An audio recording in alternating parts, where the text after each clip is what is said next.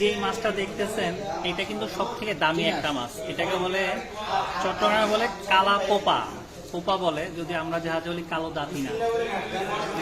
মানে একদম ফ্রেশ একটা মাছ।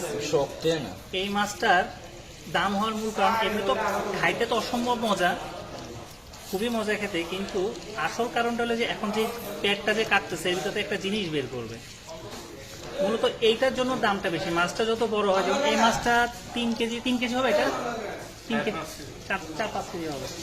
এই মাছটা যদি এটা পুরুষ মাছ, এটাও পুরুষ মাছ, এই মাছটা যদি 30 কেজি হতো তাহলে এটা কেজি, প্রত্যেক কেজি মাছের দাম হতো 30,000 টাকা করে ন্যূনতম, যদি পুরুষ মাছ হতো।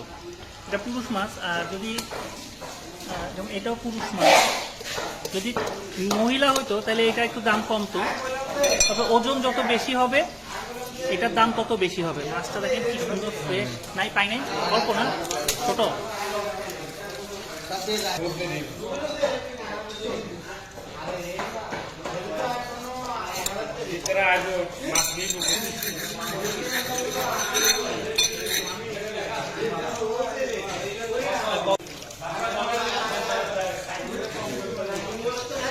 চট্টগ্রামের ভাষা বলে ফতনা, ফিশ মাউথ, মূলত ফিশ মাউথ, যেটা ভিতরে একটা যে ফুলটা আছে, বায়ুথলি আছে, এটা সার্জিক্যাল সুতা, মানে সুতা, এটাতে ব্যবহার হয় এই ফিশ মাউথটা।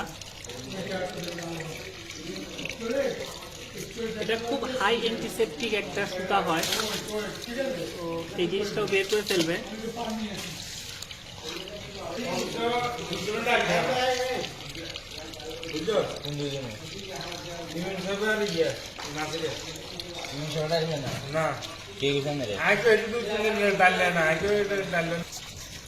এই মাছটা যত বড় হবে তত এটার যে বায়ুথলিটা ওটা অত বড় হবে, যত বড় হবে ওই মাছটার দাম তত বেশি হবে।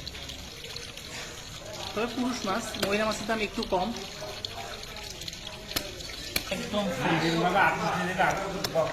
হ্যাঁ, এই জিনিসটা আপনাদেরকে দেখায়,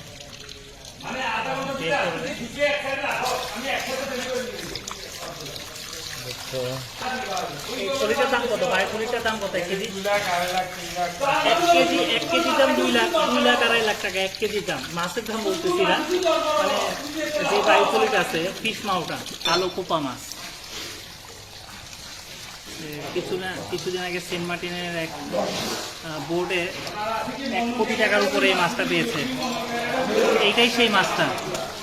তো আজকে আমরা এই মাছটা নিয়ে যাচ্ছি আপনাদের জন্যই, গিফট হিসাবে। অসম্ভব খেতে মজাদার মাছটি।